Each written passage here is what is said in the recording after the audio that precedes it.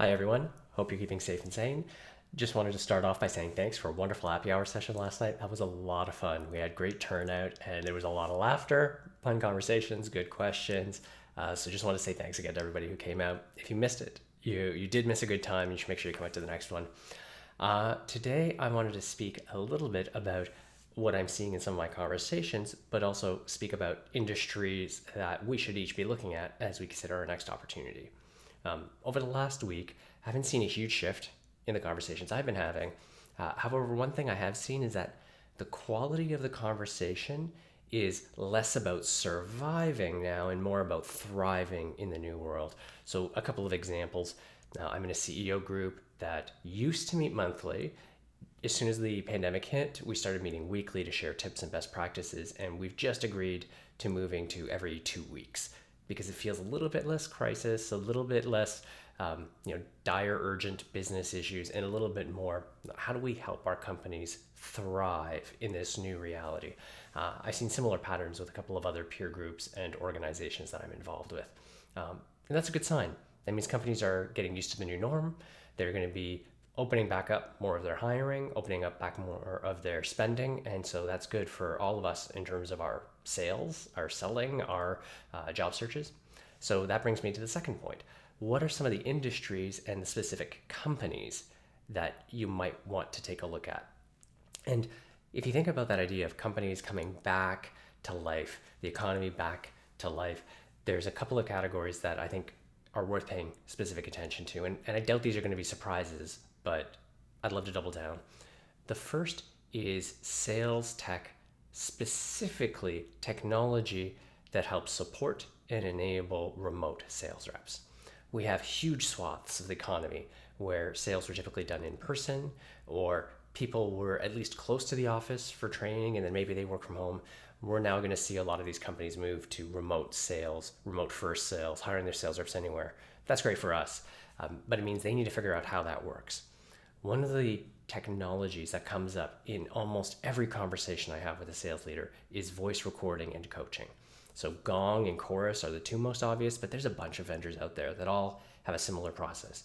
They automatically record your Zoom calls, your phone calls, they convert it to text, and then provide analytics. Like, are you talking about competitors? Are you talking about pricing? Was the customer positive or negative? Did you say all the things you needed to say as a rep? These tools also make it really easy for a manager to add notes and provide coaching.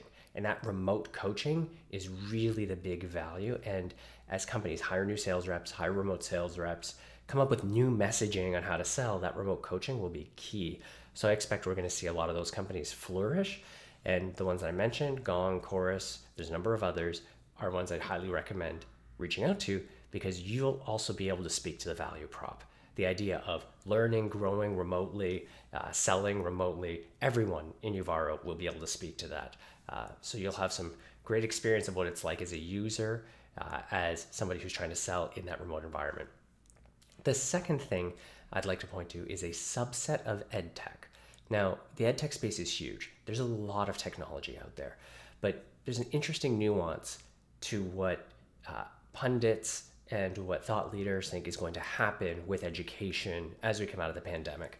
Number one, there's a big expectation that we'll see tech companies partnering with institutions. And it'll predominantly be the big tech companies and the most famous institutions like MIT, Harvard, Stanford, Google, Apple, Tesla, these large companies. An easy example, Shopify runs something called Dev School, where they've partnered with a couple of universities to do a bit of a joint program where developers can work at Shopify while they earn their computer science degree.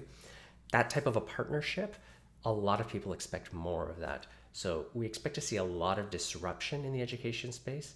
That means the very well-established universities and colleges are going to continue to pull away from the pack, and the small regional colleges are going to be depressed.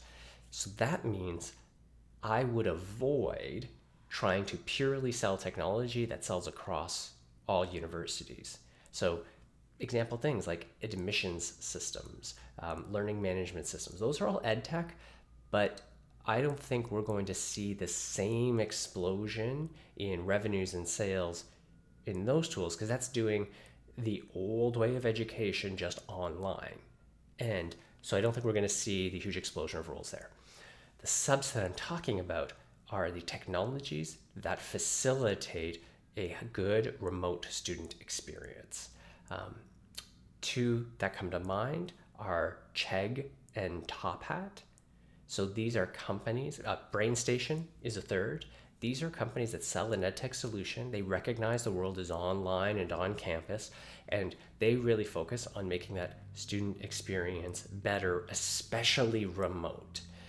And I highlight those because we're going to see every small college campus need to do more continuing, more remote education. We're going to see even the large campuses. We're going to see a lot of private schools and a lot of private technical colleges start to do more remote training.